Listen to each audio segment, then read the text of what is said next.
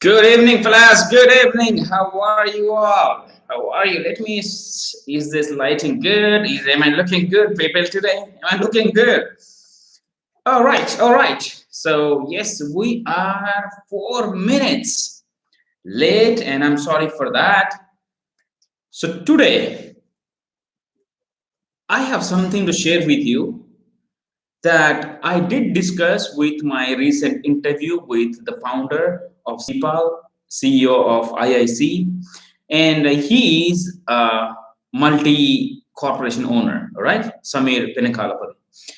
So now, what he said is since the increase of automation, the increase of deep automation and artificial intelligence will create some problem and opportunities for recruiters. Now, what kind of problems it will create?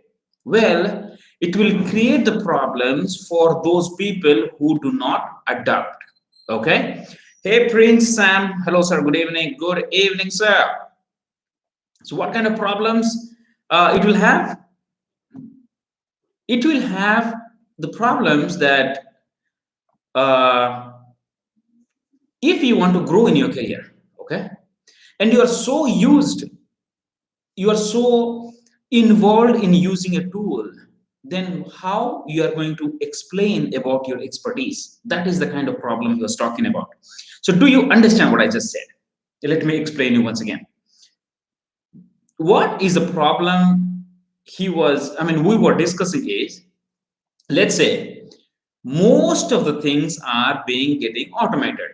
For example, getting requirement from the client. All right, they put that, and there are software which can trigger the requirement directly to the manager and to the recruiter if they have planned in such a way, if they configured it that way. All right. Second, understanding the requirement. There are softwares, there are websites. If you copy and paste the job description, it will tell you which are the skills. It will tell you which are the technical words, which are responsibilities, and so on. All right. That thing can be automated. For example, a job comes in and directly there's a software that works behind it and shows the recruiter that these are these things. And third thing, we know there are things which are directly building what strings. I'm sorry, right? It's directly building strings. So now recruiter doesn't have to worry about how to write my string. Hey Sagar, how to write my strings. Now another thing come in. What is that? There are softwares. If you record your voice, it directly goes and automatically it goes to the candidates. All right. Now it is like voice interaction. Now imagine, where are we going to be if everything is going to be automated? Do you have that question in your mind? If most of the thing from the requirement understanding to reaching candidate, sourcing candidates, filtering candidates, and triggering emails to the candidate, if it gets automated, where exactly recruiters are going to be? Do you have the question? Put that in the comment box now. If you're looking at the replay, put that in the comment box. If you're watching live, if this is what the question you have, well, what is that going to happen? True, yes, this is what I have. Then put that in the comment box. Let's see, how can make new clients in US staffing? Please tell something about BD inside sales team. Hey Bhupendra Thakur, hey Sagar. So let me open the sheet. Which one is like, wait for a moment, okay? If this is live stream is not going, I'm checking with the questions, okay? And here, Prince Sam, sir, how does automation deal with assessments of the candidate and how it identifies the communication skills of a candidate? That's a pretty good question, Prince. Pretty good question. And here, Sagar, we are talking about recruiting, okay? So this is not about BD stuff. So we'll have sometime I'll have another call about BD thing. So Prince is asking, if you're reading his comment, he said, how does automation deal with assessment of the candidate and how it identifies the communication skill of the candidate? Absolutely. So here, If they have a mechanism to check the technical skills by online test or something like that, it can do. But this is where analyzing the candidate, that should happen through a human connection. That is what I was talking with the founder of CPAL, and he said analyzing the company need, the client need, forecasting the needs, AI automation cannot do it. Building emotional connection with the candidate, understanding what they need, facilitating how exactly that can impact their life. That is what AI and robots cannot do, at least for this generation.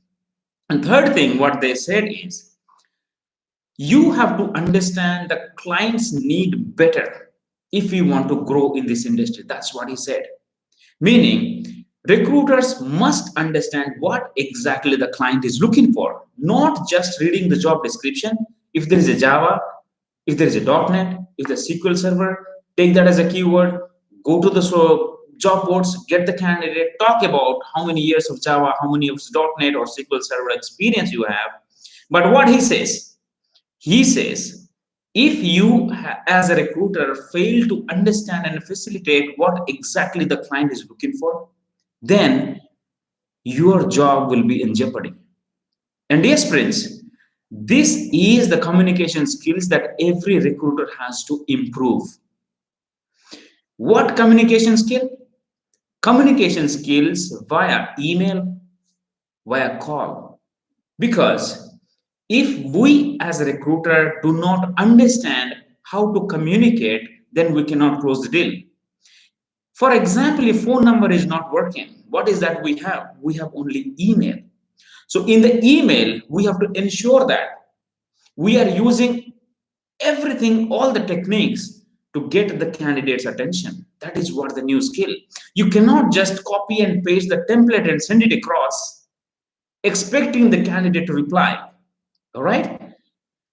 And if it is just not about the communication skill to screen the candidate, but if you want to grow in this career, you need to understand the communication between you and the manager, you and the client, you and your team members, you and your team lead.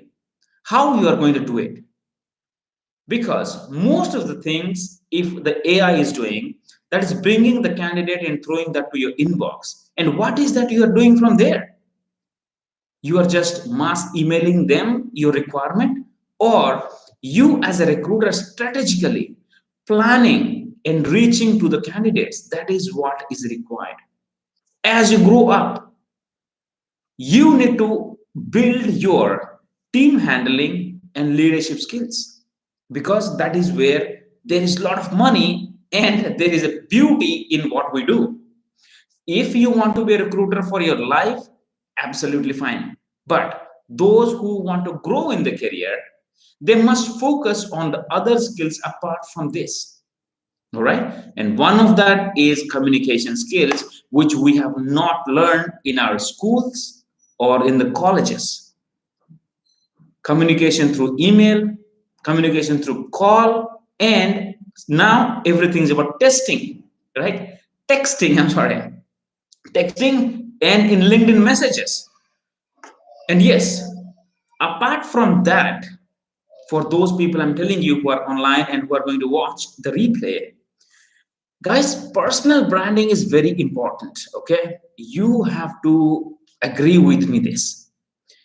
Personal branding is, it will give you a space where you have a different existence altogether in this industry. That could be, let's say, the way I have my personal branding, right? I created my personal branding by reaching out to multiple recruiters, multiple company owners. I worked on my personal branding on LinkedIn, Facebook, YouTube. So now, if I connect with somebody else and they search for me, they will know what I'm doing. The same way, every recruiter has to have a personal branding. And LinkedIn is the best one. What could be the better than that? Now, let me give you an example. Are you ready to listen the example that I'm going to say now. Why personal branding is important? Can somebody tell me why personal branding is important? Then we can come back to the communication. Do you think personal branding is important, guys? Put that in the chat box.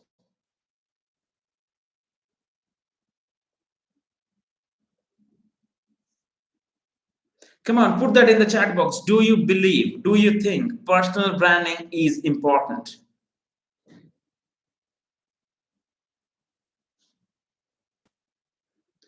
All right, I'll get to the charts once again once I see any pop up. So here, personal branding is about showing who you are, what you are, and what you do. So it is not about projecting something what you are not, but it is about saying, it is about telling people that yes, I as a human being, I am a human being, and this is what my qualities, and you should work with me. Or so generally people connect if they see that you are similar to them.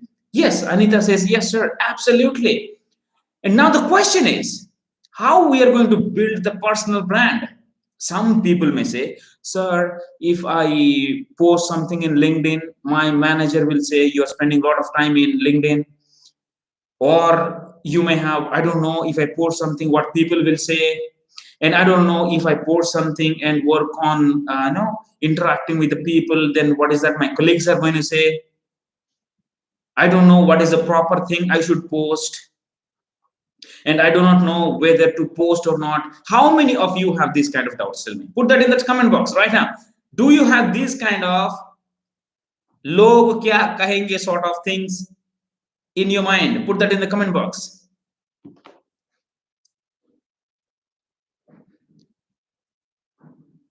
Absolutely, personal branding is important, Prince. So now the question was, before you put something in LinkedIn, is that going in your mind that what is that I should put? What people are going to think? And what if this is wrong? So now, is this something going on your mind?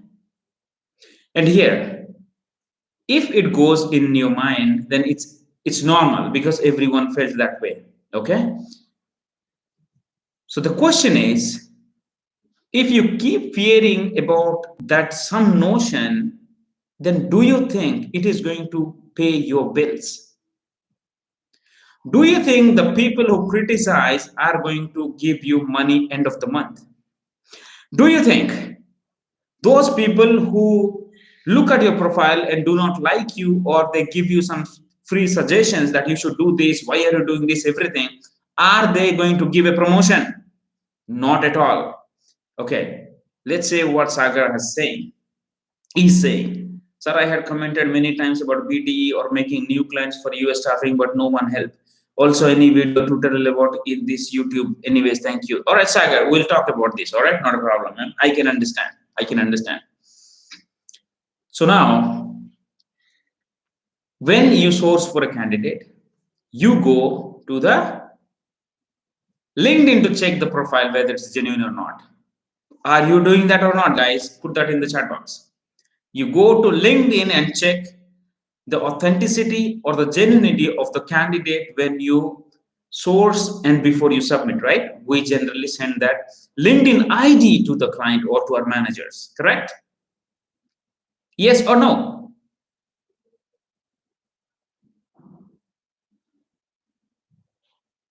And imagine when you are connecting to someone, and what if they check your LinkedIn profile?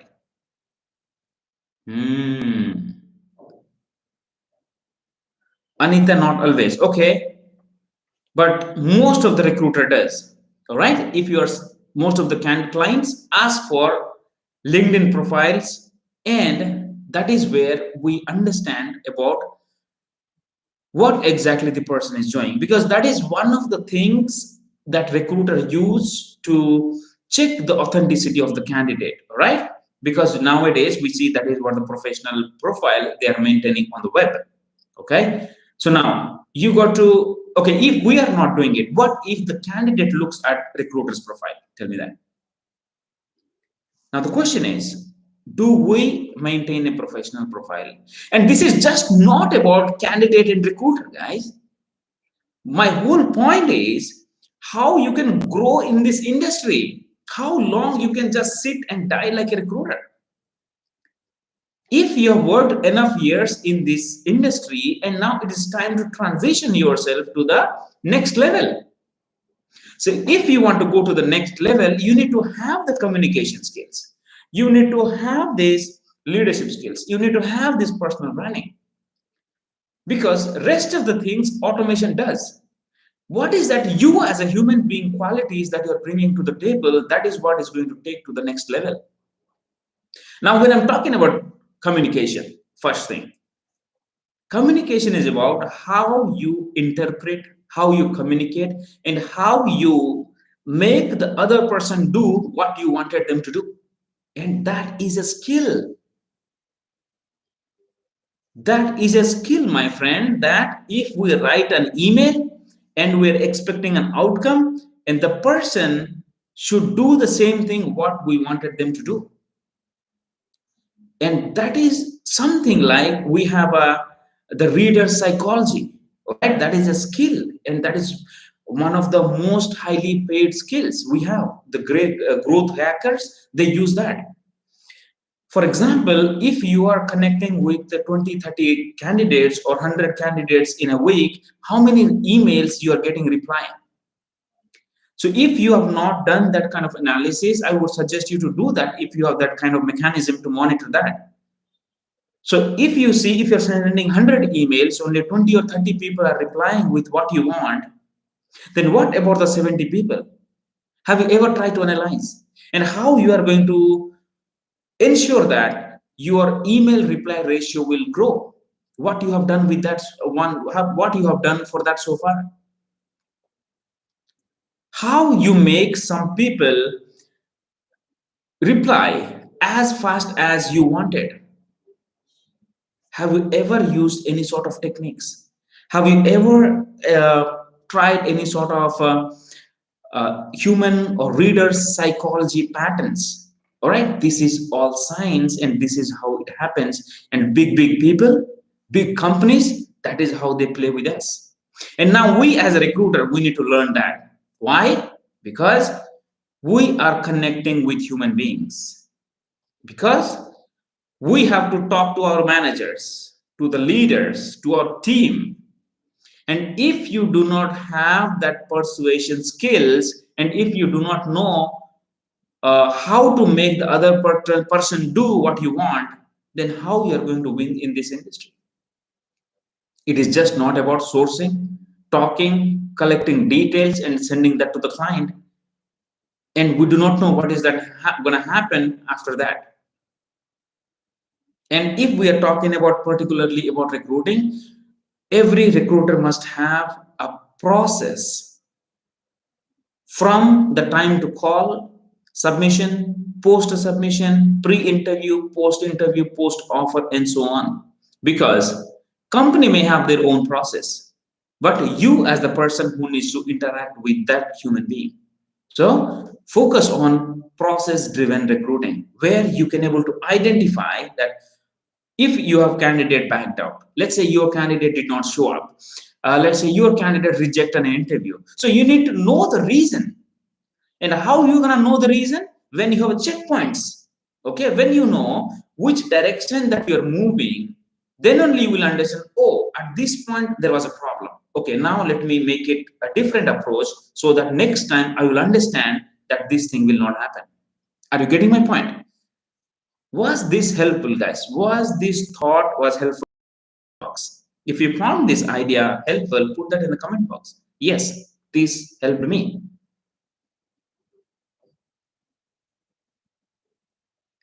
After communication, we have the leadership skills. What is leadership skills?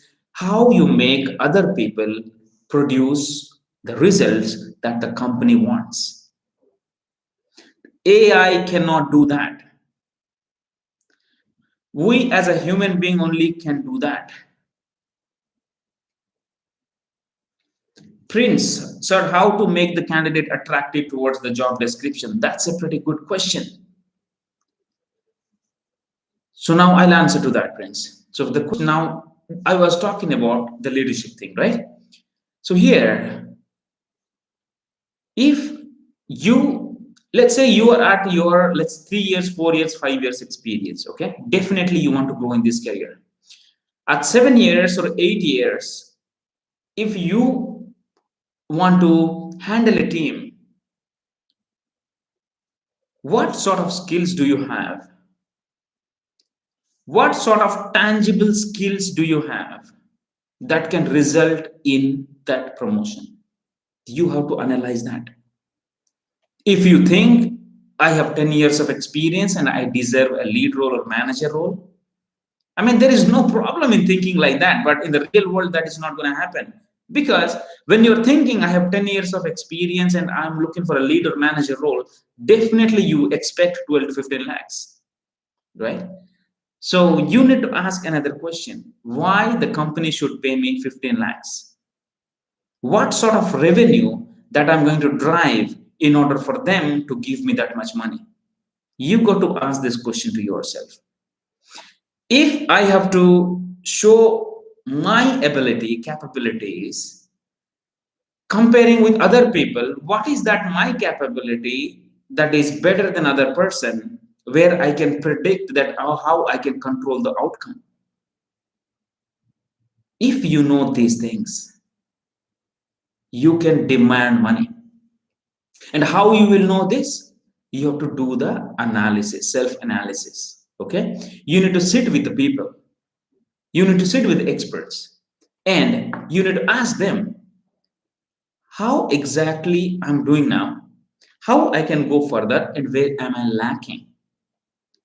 If you talk to the people who failed, you will get failed answers. If you talk to people who are successful, you will see the path. All right. Now that is where you need to move forward. And to answer Prince's question, how to make candidate attractive towards the job description. Prince, the question is it on the call? Is it on the email? And if you are talking about the description, before connecting with the candidate, so there are different ways, right? We find candidates in LinkedIn, we find candidates in GitHub, we find candidates in job boards or in our old database. So before you talk about any job description, first you need to connect with them.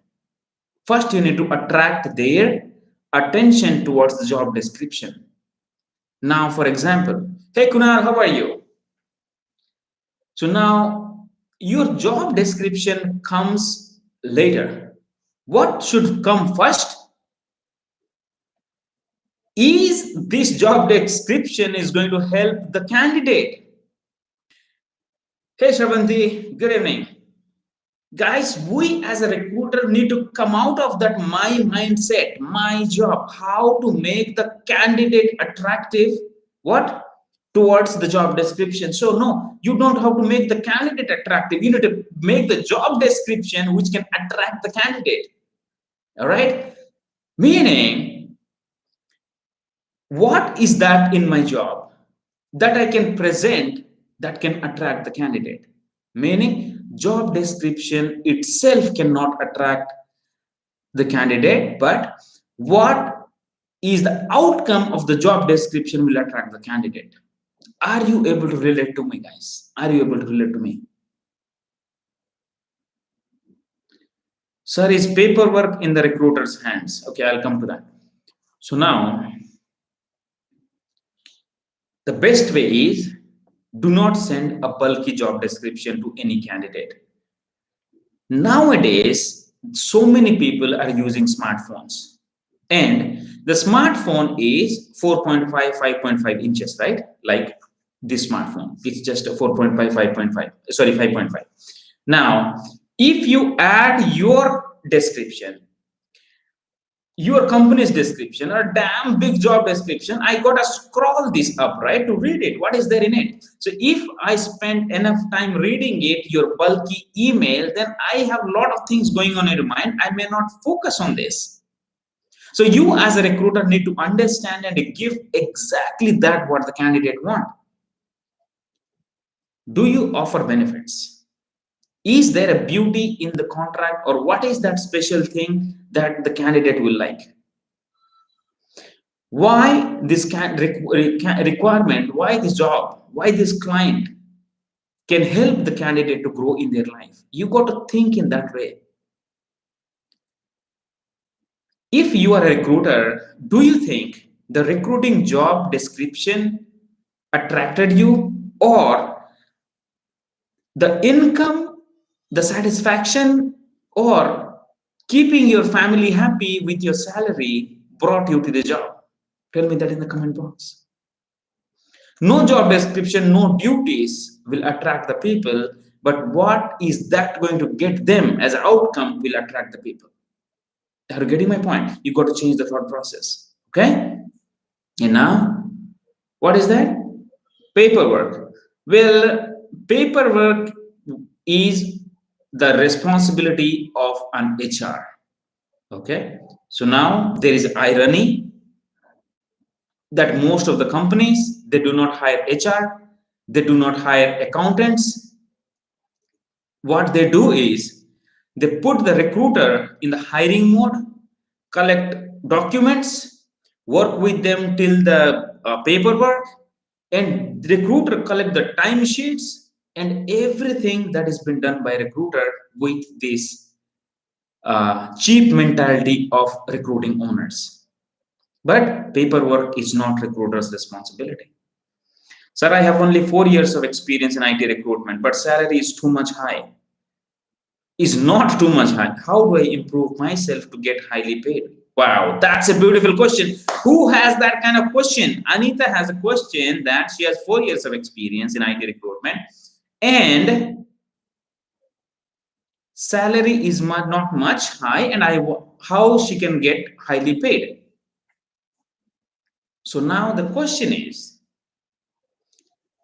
you have to ask yourself, okay, all right, it's pretty hot here. So here you got to ask yourself, are the other responsibility that you have apart from recruiting? Why? So what do you mean by highly paid? How much money you are expecting? And what the problem that you can solve that can bring that money to you? For example, while I was working with Randstad, I was making some money. All right, that is uh, more than 10 lakhs. But now when I joined NTech, I got more than 35% hike. How? Because I explained how I can help them increase their revenue, how I can help them build their team, and how I can help them set up the culture and the work style, the process, and everything. So your experience will not get you money, but the value that you are going to add to the recruiting company will get you money. Did I answer your question? Your experience will never give you money, but what have you gained in this experience that you can solve the problem will get you money. Why Indeed portal is expensive? Yes, Azam. So Indeed has a different kind of plan, okay, and they are very restricted. So initially, uh, when I was working, so they have some kind of point basis, okay. So with $100, you can post a requirement, and your money will be deducted like as much as clicks are there, and so on. So there are so many not generic candidates will apply, and they have a different plans. Looks like they have much of a non-IT guys are there in Indeed, and they are pretty expensive. Yes. Salary expectation of healthcare recruiter as a fresher.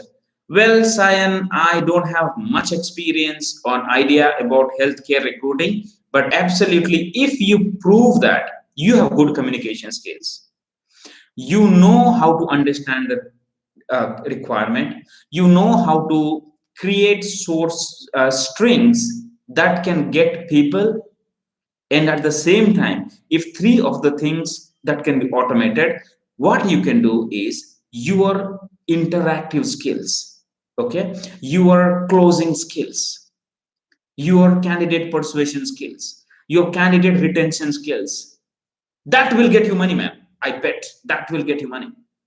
Recruiters will keep on explaining, I'm a good at understanding requirement, I can identify keywords, I can build sourcing strings, I can go and submit candidate, I can follow up, set up interviews, blah blah blah, collect paperwork. They can tell that. But in other hand, what you will do? I know how to minimize the back out. I know how to negotiate the rate. I'm a master in convincing candidates. I know how to communicate through email and voice because I know how the job seekers behavior. So now you got to go inside yourself, guys. You need to go inside, and what is that your capabilities, right? From the beginning, from when you are from childhood till now, we are talking to people. So now we became so mechanical that we forgot that what we are. So now we need to stop reading that script that companies gave that, right? I am a recruiter, I'm from this company, I have a job, are you available? Those kind of stupid script won't work. We have to compete with the on-site recruiters. How we are going to do that? Because each time we are underperforming, recruiters are getting their points. So they feel that yes, we are better than Indian recruiters. Why we are not better? Because we just depend on something else, we depend on other people.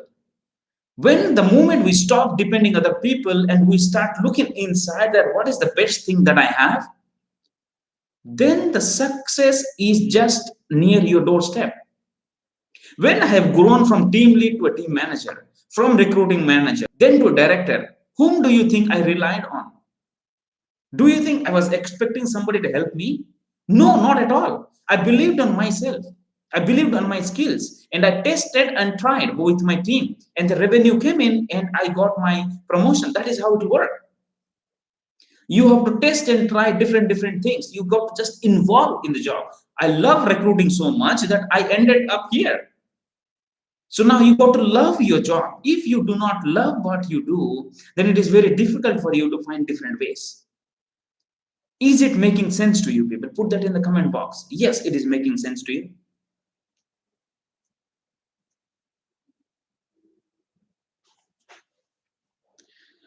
Antara Paranjape asking a question, why most of the people in USA go for contract job rather than full time? No, this is more subjective.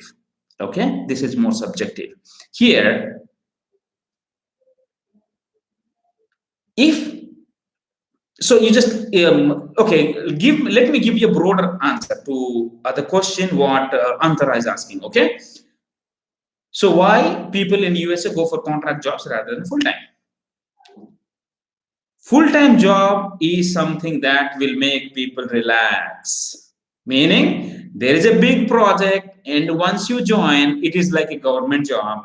Every day you'll go and work on the same thing, go and work on the same thing, and then again and again and again for 1 year, 2 years, and 5 years. Correct? Maybe it's a product development company and they hire people for full time. Now, if it is a techie job, most of the people prefer contract because they will keep on learning new skills. They will keep on evolving in the new domains. And with that, they will have more achievements in different places and they can demand more money. Just imagine you are a recruiter in a corporate recruiting, okay? You are a full-time recruiter in corporate company. What you will do, whatever the company has requirement, you are going to fill that. For example, Antara, you are working in a company, let's say you are working with IBM, and you have to fill all the positions. Let's say there IBM has a Java project and you have to fill Java candidates. Okay, what you will do for your whole life till the time they have a product that is written in Java, you will be filling Java people with Node.js or Angular or whatever the full stack or front end, back end. That is what you have been doing. Now there are other person came in, excuse me, from the agency recruiting, meaning that person has worked with multiple requirements: Java, .NET, project manager, TIBCO, DevOps, right? Mainframes, data warehouses, QA, so many work. So now the question is, which recruiter has more knowledge on technologies? So now both of the jobs has pros and cons, but now we're talking about skill wise and knowledge wise. Definitely the agency recruiter have more knowledge and skills because that person work on diversified clients and requirements. All right. So now why people will go for contract jobs? Because to increase their technical skills at the same time so that they can make more money. Or if there is a less demand for full-time jobs, there is no other way but to work on contract jobs. Okay.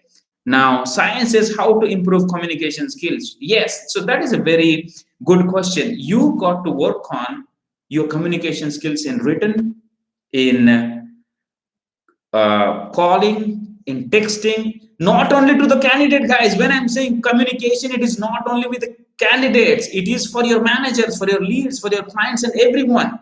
All right. So, Cyan, if you want to learn communication skills, you can connect with me personally and we can discuss on that one. Okay. It's a very broader picture.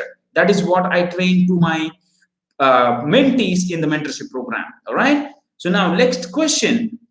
Sir, does MBA help to get job as a recruiter and does it give a benefit in further benefits of promotion and also salary hikes? Absolutely, Prince. Having higher studies never be a problem, but the higher studies will get you a job, I cannot guarantee you. Okay. So now the question is, let's say there is a doctor who doesn't have a certificate like an MBBS, but he has been giving medicines to the patient last 15 years and the patients are so happy. And another place, there is MBA doctor, sorry, MBBS doctor came in last year. So there is a without MBBS with 10 years experience, there's a MBBS with 1 year experience. Whom do you think you will go to consult? If you ask me, I will go with the experience and track record, because the person who doesn't have MBBS but he knows exactly how to solve the patient problems. So that is the same way. If you think the MBA only can get you a job, no. But you as a recruiter, if you have skills to make placements, retain and increase the company's revenue, yes, it will get you the job. And in the further promotions, if there is two people competing for one job, there it is going to be helpful because you are masters. If the person is in bachelor's, then you are going to get the job. Yes, best portal for US IT recruiter. Everything, Azam, everything. It is not about portal, but it is about what you do with the candidate when you get it. All right. All right. Craigslist, any ideas? Sir? Yes, Craigslist is like Yellow Pages, the way we have, right? Yellow Pages, and what is that? OLX sort of. In US they post things in Craigslist. So now they have jobs as well posted in there. You can post your jobs, and it may work. Okay, so if they have any uh, database access for recruiters, I have not used it, so you may definitely try.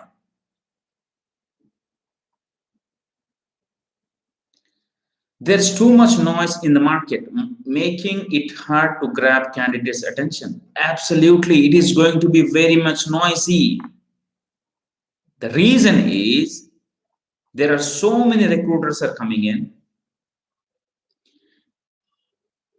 Companies are hiring people who just knows recruiting basics, and those people, they are doing everything without being professionally trained, and that is what making this, and that is what making recruiters, the true recruiters job, very much tough.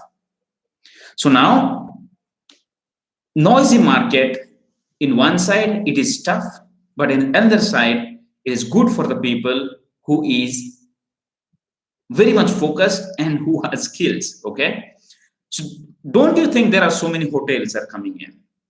Don't you think there are so many laptop companies are producing laptop? Don't you think there are so many brands who are producing shirts and t-shirts? Don't you think there are so many brands who are producing shoes? Meaning, we have competition, and those who know how to attract the customer has more business. Simple as that.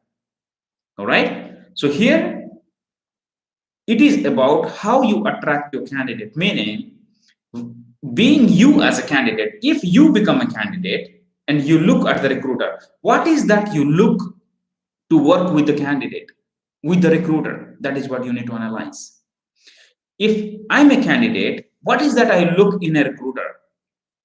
And why I should work with the recruiter? I need to have a reason. And if you as a recruiter can create that reasoning, then you can break the noisy market, because always one human being wants to work with another human being and they want to get quick results, and you are genuine enough and you know and you understand what candidate requires, and you can again be able to explain the candidate how you're going to help them, then that's enough, guys.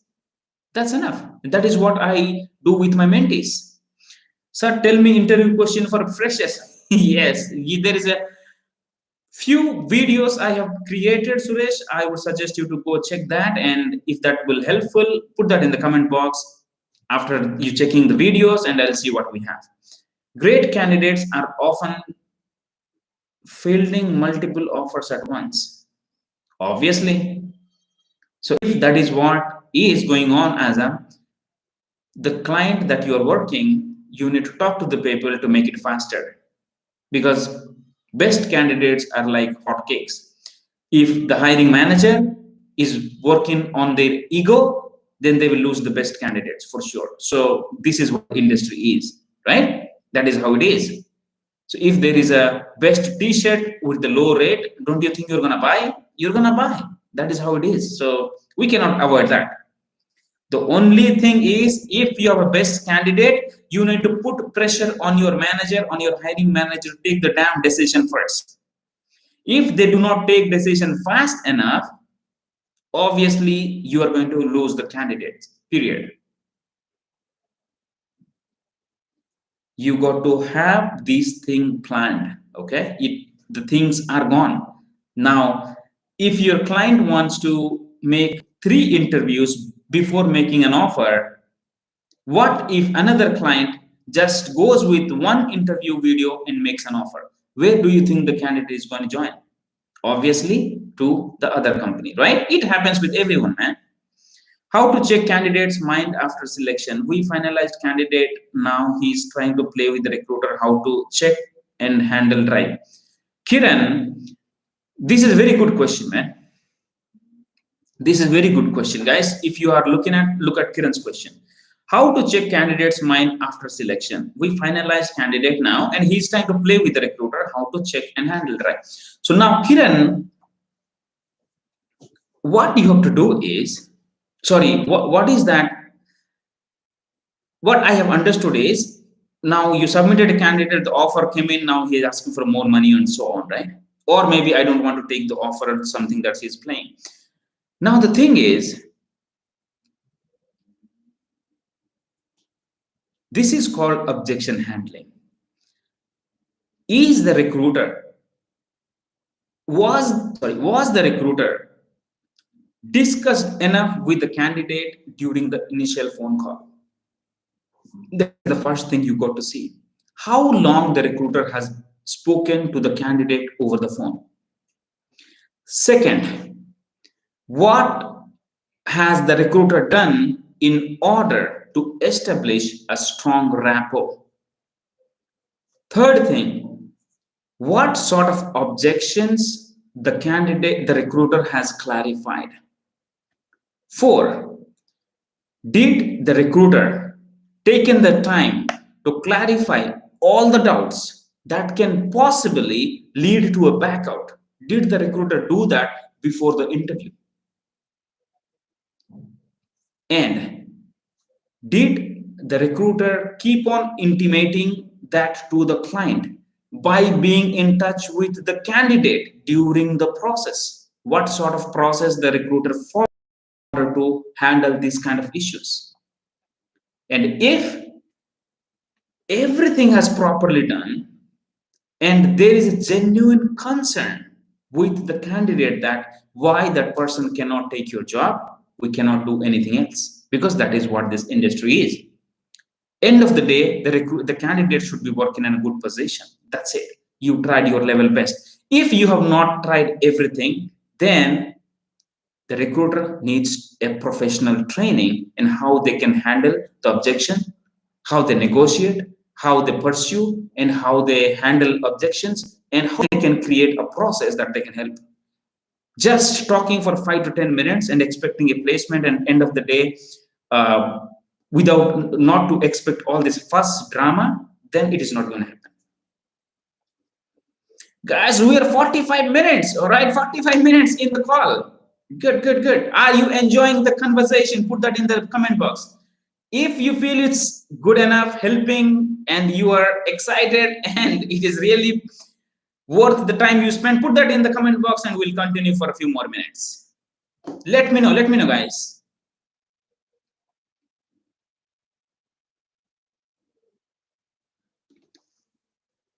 Neha Tiwari. Hey, Neha, how are you? How to handle pressure on submission and placements. Vinay, that will be there, okay? That pressure will be there because, all right. Kiran, thank you very much for your acknowledgement, man. Thank you. Okay, I'm asking Vinay Rudra's question. How to handle pressure on submission and placement? How many of you have this question? How to handle damn pressure on submission placements? Guys, don't take pressure. Don't take. Just you need to understand what is affecting your placement, what is affecting your submission. All right.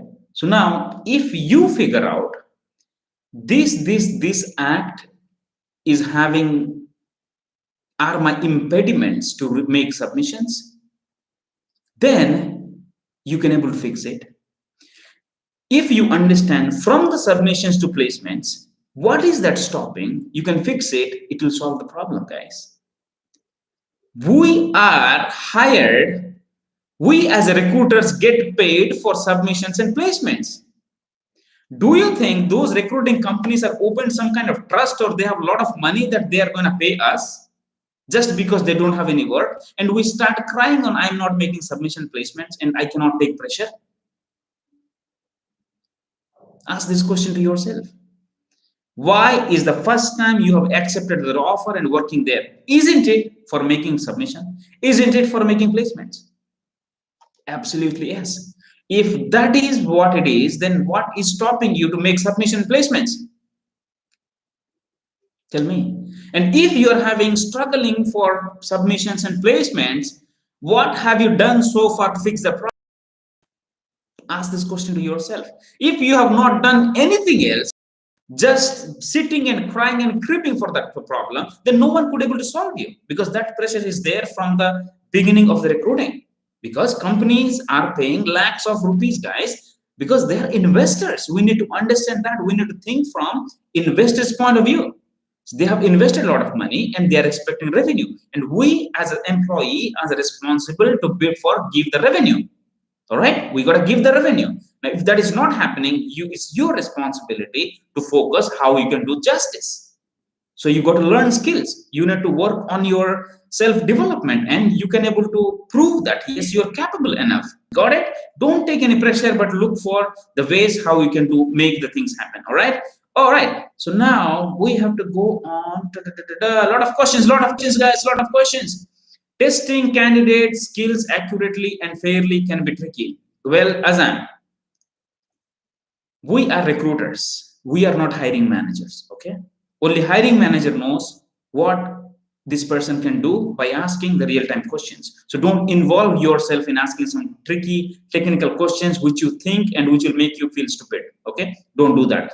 As long as you understand the communication skills, as long as you understand that there is the relation between job description as the candidate and the interest and the person is committed, your job is done. Do not go inside and ask some stupid tricky questions and which you do not know the answers. Okay, don't do that. Sir, if I get 2 years experience in one company, after completing 2 years, then I will go to another company. How much salary will I get? And it depends, Suresh. It depends how much you are making now and how much you expect and why you expect that much. But generally, 15 to 20% or 35% you can expect. So we do not know how much at this time in the COVID time, post COVID, the markets are offering, because there are a lot of recruiters are coming in the market. Okay. So if you want to ask money, you need to have a real time data to showcase I am a worth a recruiter. I need 50% hike. Okay. Connect with me if you need more answers of it. Okay. All right, Anita Srinivasan, sir, to become a best recruiter, what is the qualities we need to practice on a daily basis? Absolutely. Anita, have you read the book Nail the Deal? I want to suggest you to go and grab the book Nail the Deal. Some clients ask SSN number, but as soon as we tell the candidate that we need their SSN, they start doubting. Any tips how to ask SSN number? So Mayank, there is a process, okay? Few companies ask full SSN number, few ask 5 digits, few ask 4 digits. Now the question is, do you give your Aadhaar card number to anybody you get a call that they have a job? No. If you explain the candidate how giving the SSN number is going to help them get the job, then they will give it. Okay? And you need to control your voice, your intonation, and you need to present yourself in such a way that you are believable. If you have spoken with the candidate for 5 minutes and 10 minutes and you ask for SSN number, date of birth, month and date, there are high chances that you won't get. If you are working with that kind of critical clients, then you definitely have to establish, understand, talk, explain, show them if you are reliable, then go and ask SSN number. Do not just ask like that. And explain them how this SSN number is going to help the client create a unique ID and why they create the unique ID, what is the benefit in creating it, and how it is going to help them in future will make the candidate understand. Okay, if someone is not giving some information, meaning they did not understand the purpose, they did not trust you, or they are not interested in what you're offering. Simple as that. Did I answer your question? Put that in your comment box. Okay, all right. I really appreciate that work. Thank you so much. Hiring managers are too picky with what they want. No, not at all. There are picky people, there are not. But Azam, do we as a recruiter understand what exactly the client is looking for? Do we give the ground reports to the hiring manager? Well, hiring manager may be sitting in the top position and they're asking, no, we are looking for a .NET architect for $40. So we as a recruiter for a damn placement and submission, we go and rush in the market for a candidate. Do you think any .NET architect will come at $40? This is a stupid requirement from the hiring manager, but hiring manager thinks I need to save budget and I can get. Now you as a recruiter need to give the ground report. Boss, .NET architect definitely needs someone to be a 10 plus years experience, and in the market it is at least $70 to $90. If you have money, let us know. I'll get the candidate.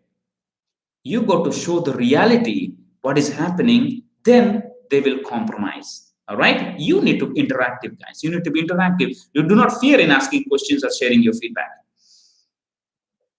Please extend for 10 minutes. Azam, it's already 5:53 minutes, man. Come on, I do not know how did the time fly. Are you guys enjoying the call? Put that in the comment box. How recruiter will follow up the consultant? Absolutely. That is what is going to help the recruiter win. You got to have a follow-up process. All right.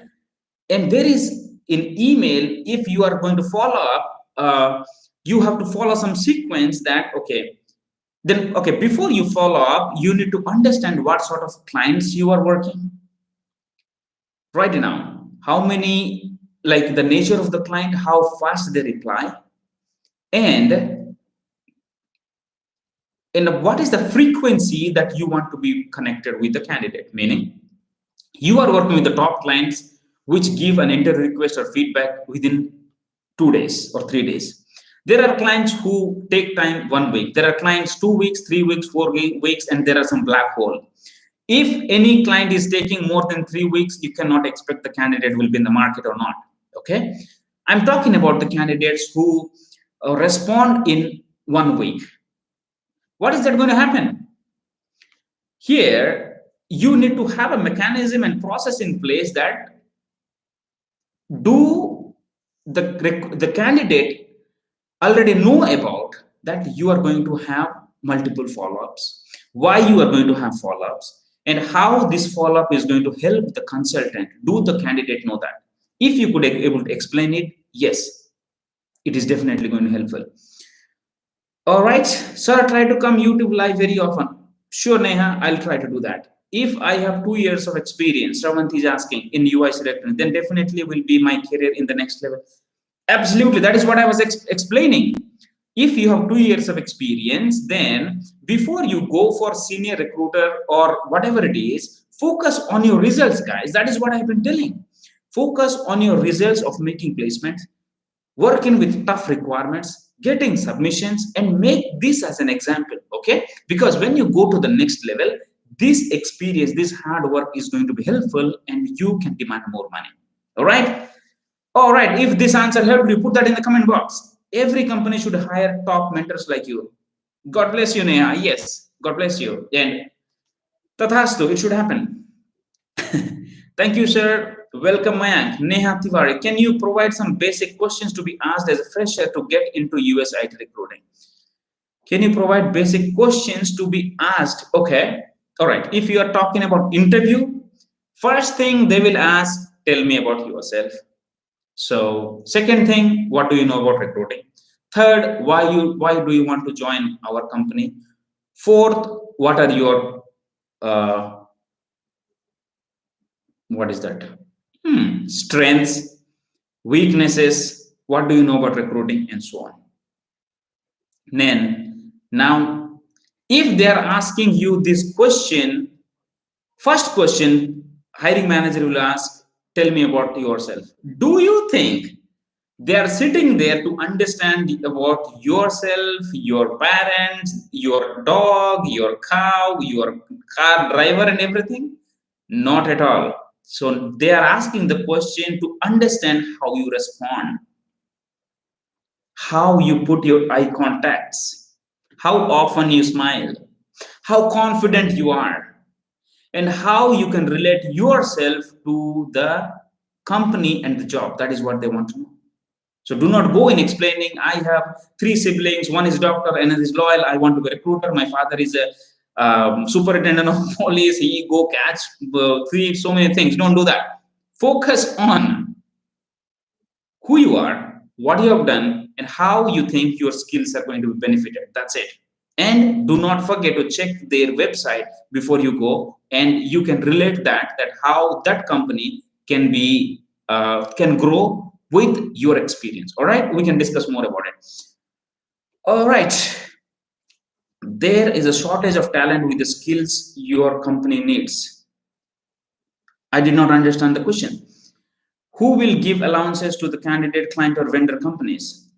If you're talking about travel allowances, if it is H1 candidate, absolutely. If that person is traveling for, if it is H1 candidate and he's traveling, the employer has to bear.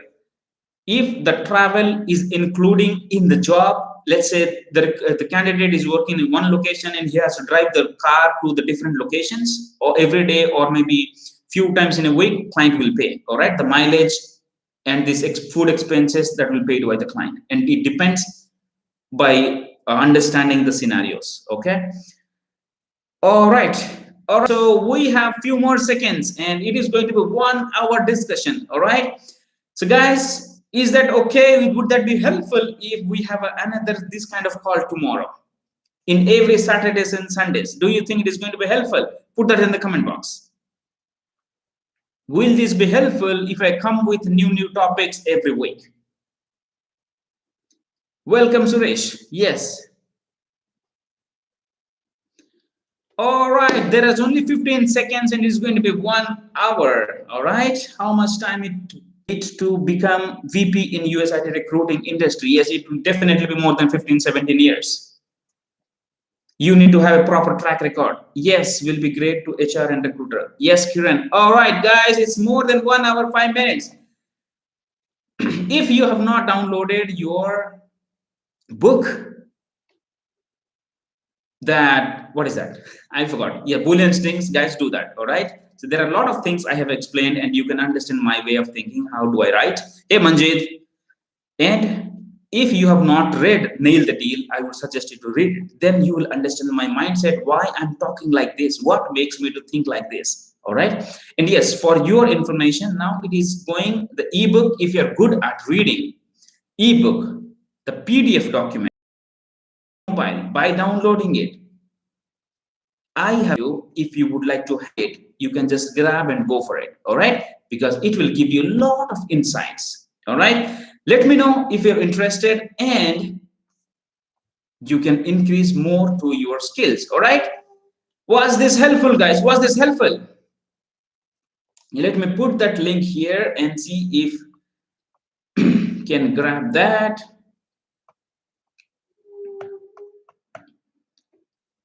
Yes, sir. Keep live. Okay, there are a few more things given. Okay, this and how can we come to know that consultant is genuine experience or not by seeing the profile? It's very difficult. There are so many things that we need to look at the candidate's profile. For example, the way it has written, the bullet points. Sometimes if you're talking about H1 candidates, the salespeople prepare it and it's easily understood. And you have definitely go and cross check what can validate the genuinity of the resume in LinkedIn and other portals. And definitely we can ask and interact. Okay. If you are working with H1 candidates below 5 years, 7 years, then some, let's like Java. And what else? Java, and let's say we have DevOps, and we have TIBCO, and that sort of Salesforce below 7 years. I see there are most of people recruit candidates who do not have that much experience what they claim. So it's very difficult. If you're working with H1 candidates with more than 10 years, 15 years, they have some certain experience. All right. It's a case to case basis, guys. Don't take it according to the words. All right. So here is the book that is going on more than 65% discount. Okay, the ebook if you want. This is where you can go grab it. All right. So this is the ebook. Book Nail the Deal. I'm just putting that for you.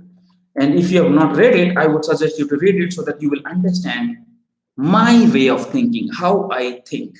Okay. Let me put that here. Now, all right. So let me pin it for you. I just pin it.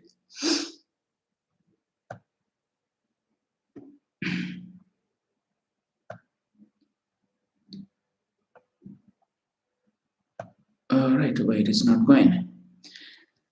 I want to ask you that some of candidates, when we ask us a number, they decline and they how to deal with too. Okay, that I have answered that question. You can go and check the recording, Manjit. All right. In the next call, we'll go deep in that. Now, you can go to the pinned message. I just pinned the ebook. Nail the Deal. If anyone has not owned it, you can have it with more than 65% discount, guys. That is going to help you. Now, yes, Kiran, I'm going to accept it. All right, sir. If I go as an HR in domestic with 2 years of experience as US IT recruiting, if I go as HR domestic with, I did not understand the question, Seventy. Non-IT recruiters to IT recruiters, which way to go? It is the same way, as long as you know how to understand the technical jobs and if you know how to communicate as them, it will work. Shravanti, can I go as a HR in domestic companies with 2 years of experience as a US IT recruiter? Yes, but you need to explain how you fit. All right. It is the case by case basis, but yes, if you have good communication, you know how to, if it is not a generalist role, okay, if you're not talking about generalist role, then you have to explain what are the skills that you have in the past and how you can help the company. it will work. All right, guys, thank you very much for being with me here. And here I have pinned the nail the deal link, and if you want to own it, you can just grab on this offer, and I'll connect with you once again tomorrow at the same time 9 p.m. and with a lot of questions I'm going to ask. If you have any question, be ready and we're going to talk. Okay, put that in the comment box if you liked it, and let this help other people. All right, take care, guys. Take care. God bless.